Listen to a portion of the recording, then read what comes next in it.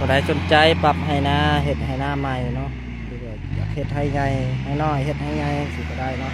ทางทีมงานเฮาเฮ็ดให้กระเบิดเนาะ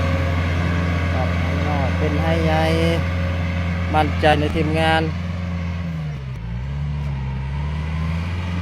เราจะติดต่อมาเนาะ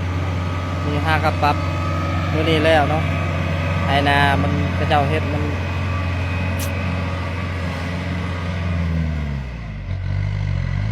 บ่ผ่านเนาะทางทีมงานเอามาปรับให้นา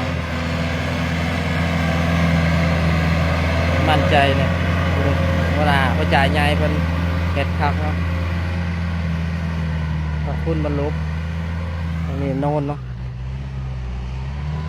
ดันลงมั่นใจในหัวจ่ายใหญ่เพิ่นเฮ็ดดีเนาะครับไทยบ้านเข่าก็ได้เนาะมาทีมงานเราเฮ็ดได้เบิด